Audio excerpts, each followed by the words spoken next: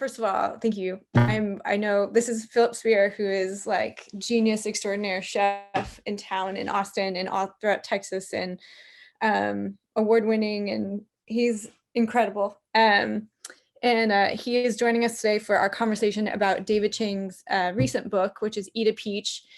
And exactly. And I personally am a big food memoir person. I think there's something about food that and food memoirs that is just, they're so compelling and so honest. I really think that through a beautiful story and beautiful food, these sort of food memoirs, evoke all the feelings, and they really satisfy all of our senses. And it's one of those great uniters. They bridge countries, it marries cultures, unites families, cures us, strengthens us, nurtures us, fuels us. And this book has been no exception. And I love how he is so honest, and he delves into all things from life, mental health, love, friendship, determination, and just an insatiable appetite to like take over the world, one restaurant, one medium at a time. It's kind of wild. Thank you, and thank you for having me. A lot of gratitude to be able to share the space with you and just discuss what it is in our industry that makes us who we are, or in some perspectives the other way around. So. I feel like chatting a little bit about your career and how you got here. And yeah, I mean, I'll probably tell the real story, not that's perfect. That's the better one. Not the girlfriend's parents' story. Perfect. That's my kind of story. I don't hold back. I'm like the worst, and I'm like, "Whoa," and Jared's like, my husband is always like, "Don't say that," but that's the better one. It's the real one. Yeah, absolutely. Well, I mean, I've been in Austin now since the mid-90s. Skateboarder, high school dropout, kind of all around, like, I don't know, just didn't really fit into the system, or at least the system at that time that was most fit into. So I moved to Austin as a teenager. I moved here on my own when I was 16. Began working in restaurants almost immediately, and built a career of that over the last 2.5 decades. I'm 43 now. I've been in Austin professionally almost my entire career, save a little bit of time where I went and opened a restaurant in Houston called Bing Jean George in early 2000. And that's a Jean George restaurant now? Yes. Yeah, which, I mean, for those of you watching this, like, that's a huge, huge deal. It was a huge deal, and it was amazing. And it was some of the best experience I've had in my life, and some of the hardest times of my life as well. So I, over the course of the last 2.5 years, I had a few children. I have a 21-year-old daughter who works full-time in my restaurant, as well as a 12-year-old daughter. That being said, I had a few marriages, and a few a few ups and downs throughout life. But one thing that remained constant was my my attachment, love, and passion for the restaurant community here in Austin. And so that's really what I've spent all of my time doing. I worked in independent restaurants in Austin for a full decade plus before I went on as the executive pastry chef of the Uchi Group, High Hospitality. If anyone's local or even in Texas, you probably know of Uchi. I was there from 2004 to 2015. And one thing, to kind of flash back or parallel back to this book, those are the main years that he speaks about in this book. So it's super interesting from being in Texas, but being in some of the same like event circuits and award circuits, and going back and forth from Texas to New York to Chicago and other cities, and knowing in some of those stories, and even in some cases being not a part of the story, but like being at the same after parties that he speaks about. And it's really interesting to read his firsthand take. David Chang and I are not friends. We do not know each other, but I do know a lot of his circle. He speaks often of Tien Ho, who is originally an Austin chef and is back in Austin now. And he's a good friend. And so to hear a lot of those is interesting. But back to the Austin, or to my story. I had I spent 11 years with Uchi. In that time, I was a pastry chef for the group. I left as their culinary director. I had 4 James Beard Award nominations. The restaurant, the company as a whole had about 8 with 2 actual wins. And it was a really interesting, great time. It was also another time in my life where I had a lot of up and downs. I ended up leaving the company um, after my crash and burn moment with where I had multiple DWIs, and the last one was a big deal. Um, Shut down part of the city because I flipped into a live gas main, um, and that pretty much changed the course of my life. The final red flag, and I immediately went to rehab. Lost. I was a partner with Uchi when this all happened, and all that fell apart. So, over the last, that was 6 years ago, 6.5 years ago, and over the last 6 years, I've made a lot of changes in my personal life, but still have remained very much connected to the restaurant community here. I've owned multiple restaurants in the last 6 years successfully, and do a lot of things within our community to uplift the restaurant community here.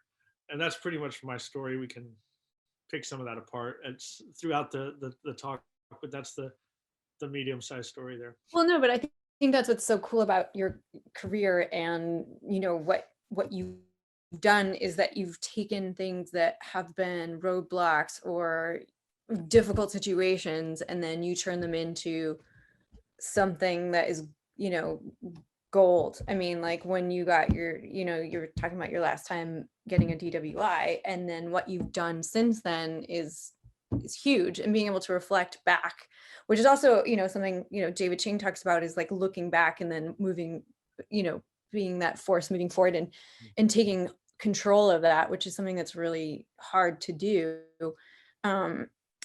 I mean, I don't know if you want to talk a little bit and elaborate on that. For sure, and that's another thing that I really have been enjoying of this reading and listening both to this book and kind of going back and forth and making some notes. Today I was in a meeting where I'm the Austin chair of a group called Ben's Friends, which is a it's a national group that was born in Charleston, and it is a network of food and beverage professionals who live their life sober, but still remain involved in the restaurant industry, bars, hotels, baristas, etc.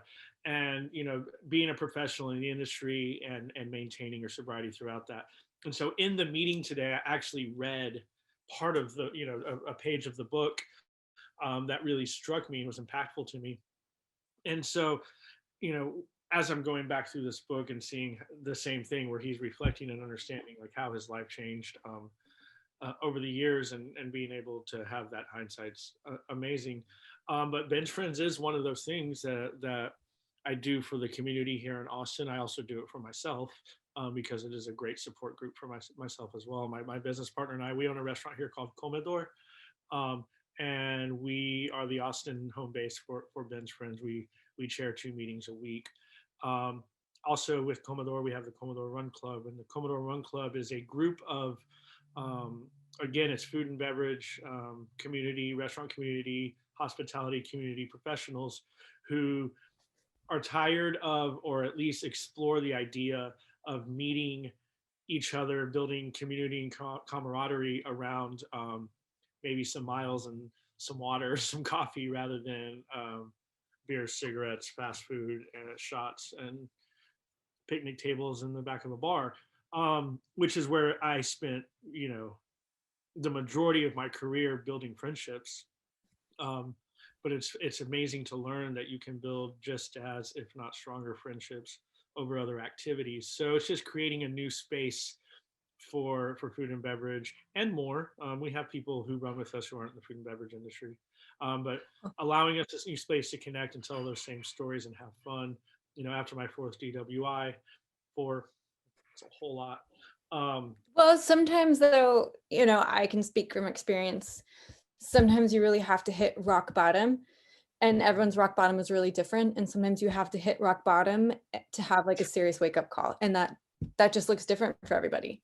Yeah, the reality situation with alcoholism and most addiction is you're not really doing anything about it until you have that catastrophic moment, right? Where it's like, oh, hey, and you generally have hundreds of red flags along the way, but it's like that final literal for some people, crash and burn moment where you're like, okay, I have to make some changes, or I won't come back from this. And we all have the ability to, right? It's just in the decisions that we make every day, and understanding that. But yeah, so for what I like to do, I'm grateful to be recognized now nationally as someone who really understands those not only the stigma but those issues in our community that plague us. And I get to travel some and speak and work with places like the Texas Restaurant Association or the National Restaurant Association, or get on a panel with Food and Wine or Bon Appetit, or we were in the New York Times for our run club, which was amazing. So cool. And Bon Appetit, all we were in Runner's World. I mean, Yeah, I just saw that. yeah, it's cool. It's cool that people, the idea is to grow and get into other cities. Recently, San Antonio, there's an organization called Herd, which is deals with, or pays attention and puts resources into mental health issues. I specifically look at addiction, but I think it's all mental health as a whole. Herd looks at mental health in a broader perspective, and they started a running crew in San Antonio. Another chef in Portland started a running crew, a chef in Tucson. So it's really neat to see that other people crave the space to again build a community that's outside of the typical bar scene. How do you keep the integrity of your design and who you are and your authenticity, and keep not the investors at bay, but keep them happy, I suppose, and create things that are authentic? Like, I know you work farm to table and things that are probably a little bit more expensive, but they're better quality and better for you. And the design, which is probably more expensive, but it creates an atmosphere that you want to live in and sit in and hang out in.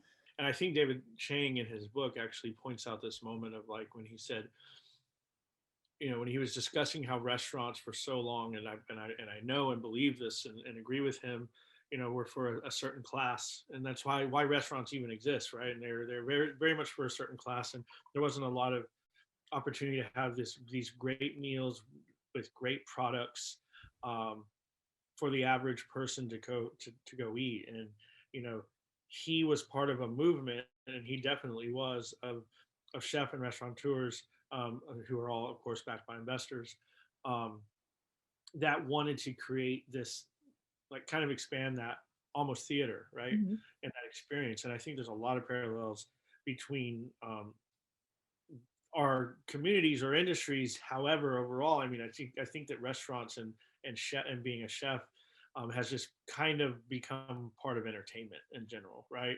People go out to restaurants for entertainment now, Yeah. right? Where restaurant used to be like, okay, I'm gonna go and I'm gonna eat, I'm gonna go to a show, or I'm gonna go to a movie, or I'm gonna go to this party or do this thing.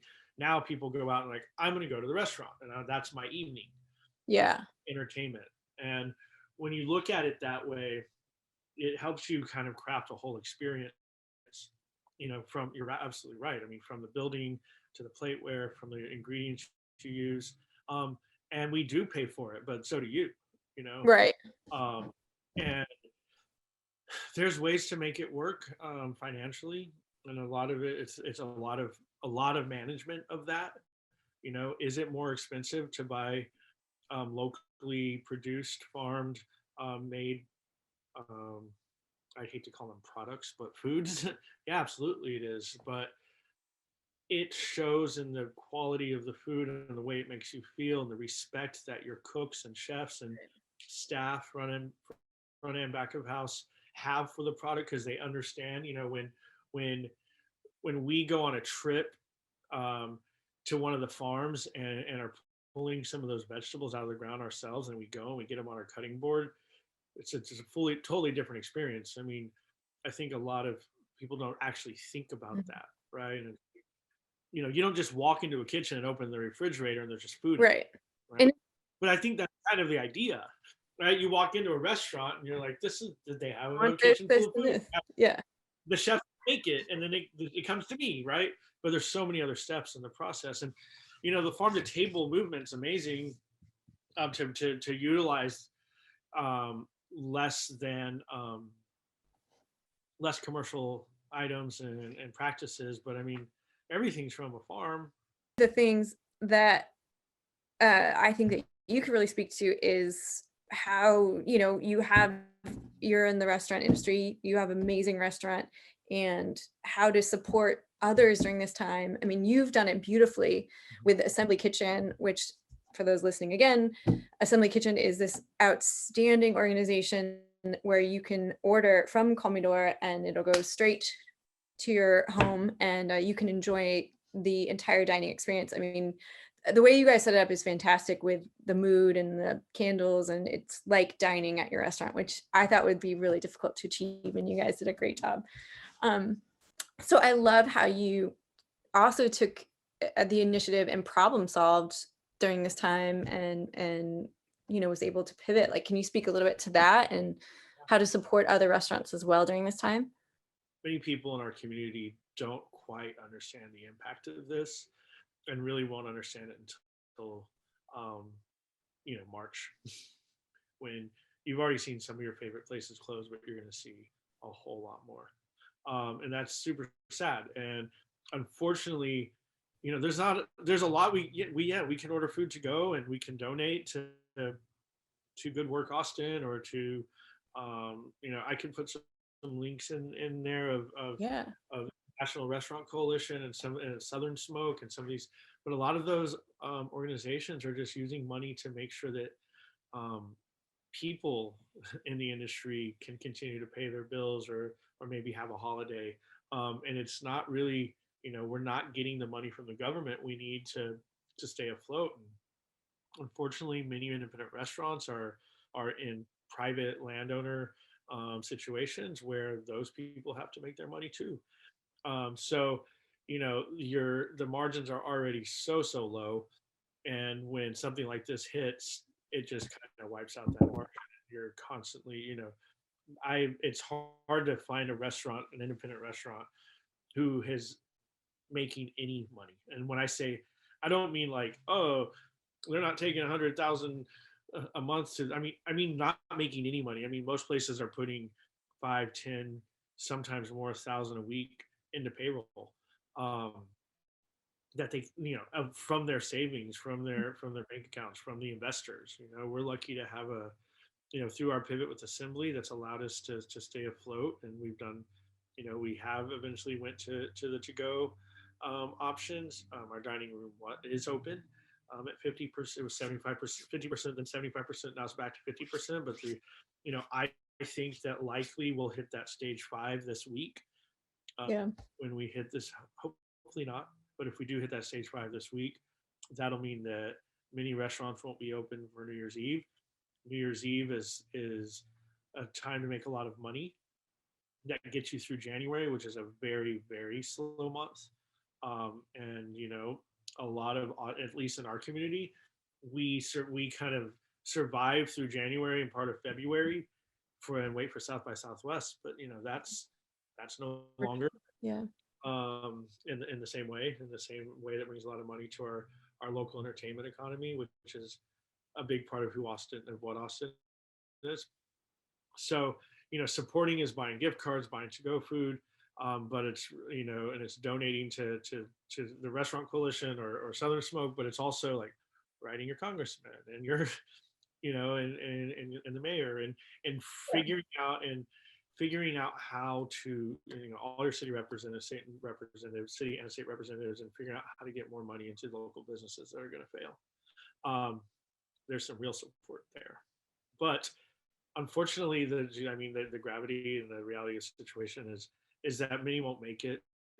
For someone like me, someone like David Chang, who has a strong emotional attachment to the restaurant community, or just the hospitality community in general, this is like a genocide. I mean, you're seeing the death of many restaurants, and it's all that we've done is built restaurants and build the scene up. So, and that's not to discredit or downplay actual deaths, which are also very, very traumatizing, heartbreaking. Well, but it's all relative, it's what you're dealing with. And yeah. So yeah, it's support all you can. when did you figure out you wanted to be a chef, and did anyone discourage that? No discouragement ever. That's awesome. Um, yeah, I've never had any discouragement about going into the restaurant world. I decided.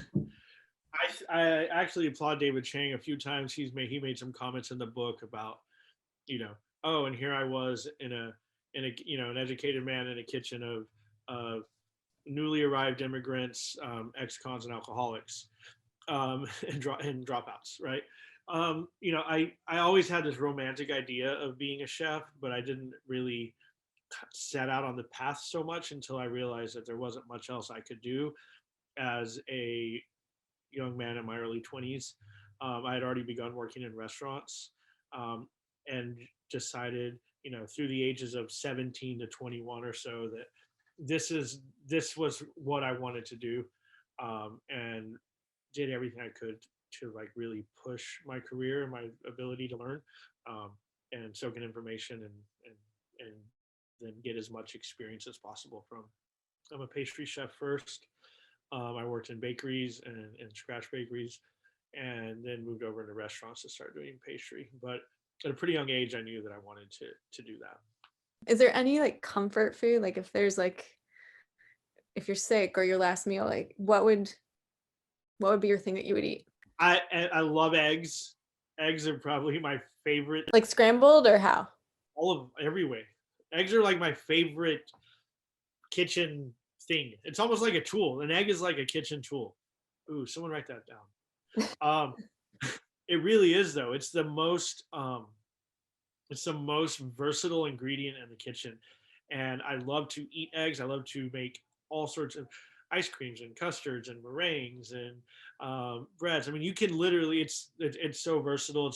It's the original molecular gastronomy, um, and I just love eggs. So my Appreciate this. Is there anything else like about the book or about restaurants or building restaurants or life like that you want to share or like touch upon or I think that there's a part in the book that really struck me, and I actually I put it on my Instagram yesterday, and I actually read it this morning at another at that bench friends meeting that I was telling you about. But you know, he he has a little interlude called on being addicted to work, and it's right. It's like in the first 50 pages of the book, um, and he starts off with saying that being a workaholic is the last socially acceptable um, addiction, and whether or not that's true or you believe that, it's an impactful statement.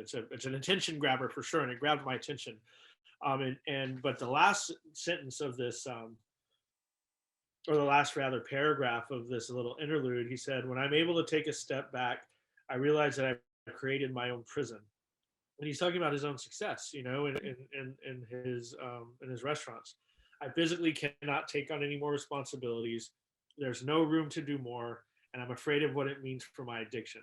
I want so much to quit and walk away, but I don't know that I have the courage to give it all up. Recovering alcoholics talk about it needing to hit rock bottom before they're able to climb out. The paradox for the workaholic is that rock bottom is the top of whatever profession they're in. Mhm. And that's like, for me, that hit really hard, because I am an alcoholic, and I did hit what was then my rock bottom before I climbed out. Rock bottom changes every day. It gets deeper and deeper. You know, Mhm. there's another rock bottom, right? I'm still here. If I'm still here, there's more rock bottoms, right? Your eventual rock bottom is not coming back, but so there's always the opportunity to be in that same position again through making through your decision making, Mhm. and so much goes into that. However, but the paradox of the workaholic is being at the top of your game. I fight with that too, right? I have a lot of struggle there as well, and some people say it's replacing one addiction for another. Some he equates it personally to his depression. I don't feel like I have depression, or it's anything that I've really suffered from, but I have other mental issues clearly. And so it's just, that was such an impactful statement, and he drops a lot of those little nuggets throughout the book of of how mental health is almost it's almost a leg up in our industry, and I think that's super interesting. And I've spoken to other people who are close to me in life about it. Like, is there's often this, hey, being in the restaurant community or the restaurant industry, it's the kind of atmosphere that makes you crazy, makes you an alcoholic. The stress, the hours, the accessibility, the Or you know, gives you permission. right. But I also think that there's something to, and actually, my partner said this to me, rather kind of the opposite. It's like, does the industry attract these people, does hospitality, does the need or want to give, or this codependency attract a person that is always giving and always serving and always giving everything? And is it, it's less, does the industry make an addict, and does an addict make the industry? And I think that's really interesting perspective. And I'd like to talk to David Chang about that. Yeah, but if anything else I would say about the restaurant industry, or community, or food system community here, support restaurants that utilize, that put time, effort, and source responsibly, and support the community, support restaurants and small businesses that support other restaurants and small businesses, because it's going to be a very sad world without many of our favorite places. Mhm. Uh, so just think about it, that in the decisions you make, every single person has the power to make it a little better. They really do. I Yeah, believe that. 100%. Those little things that we can do. Um, and speaking of which, where can people find you, and how can you explain again about Assembly Kitchen and how people can order so that they can have a taste of your awesome food? Absolutely. Assembly is, you can go to assembly.co, and we're Assembly Kitchen. We've dropped the kitchen. We're just Assembly. We do a lot of virtual led, chef led events for large groups. We do some of the happy hours, for smaller, more intimate groups, but also for large groups where we can ship the cocktail experience to you. I am a sober person, but we still own a bar and still serve alcohol in our restaurants, because there are many people who are not alcoholics out there. And we also have a very strong, amazing spirit-free options where you can, we put time and thought into thinking about creating just as delicious of a drink that does not contain alcoholic spirits. But Assembly is, it's a meal kit service that gets food in your home that's about 85% prepared. You really just sort of finish it off and plate it and bring that restaurant experience to your home. It also allows you to act like a chef, but which is super fun. But one thing that we've found that has been really successful is, if you have, especially like over the holidays for Thanksgiving, we had families who were all over the country who couldn't travel, but they were all eating the same turkeys from the same farm and the same greens and grains and whatever we prepared, and experiencing the same aromas and textures together, and so it was a new kind of connection. And I think what's been one silver lining of the pandemic, which there have not been many, is that we're finding and innovating new ways to connect and share experiences, and really feel like we're near each other, even though we're spending a lot of time on Zoom. Mhm. Uh, 100%. yeah. So Assembly is how you can do that. If you go to the website, you'll learn more about that company. We are still at Commodore currently at 50% capacity. We'd love to have you there. We're open Monday through Saturday. And if you have any interest in running with us, we run Monday, Wednesday, Friday at 10 a.m. It's 5K. All are welcome, all paces. It's pretty chill. Where do you meet? You don't need to be an athlete in front of Commodore, and we run 5K through downtown, through part of the trail, and back to Commodore. It's 5K is, for those who don't know, is 3.1 miles. It takes about anywhere from 21 to 42 minutes, depending on who you are. And we have all paces, and it's casual, it's fun, and so everyone is welcome. And what days are those? Monday, Wednesday, Friday at 10 a.m. Oh, that's amazing. I will be joining you. I don't know what day, but I'm coming. I'm totally coming. It's awesome, especially awesome from parents who maybe work from home or currently work from home and can take their kids to school and then go run, Yeah. rather than like trying to squeeze all in the morning. Also, like for restaurant industry people and bar and bar and food and beverage community people, we generally work a little bit later, so we sleep a little later, and a lot of run crews Like 5 in the um, morning. 5 in the morning, right? Want And to so kill yourself. exactly. So this is a 10 a.m. time. It's great through winter and through the fall and winter because it's not as hot. It's a little rough in August, but Yeah. You get an extra sweat. yeah. Well, awesome. Thank you again. This has been so rad. I love all your experiences and your insight on everything. And like I continue to learn from you guys, one from your culinary world and also from like your sustainability aspect. And I love following along because it's near and dear to my heart. And I just love what you're doing. So thank you so much. Well, thank you, and I'm excited to do more events and more initiatives with you Me and too. the whole crew in the future. Yeah, I can't wait.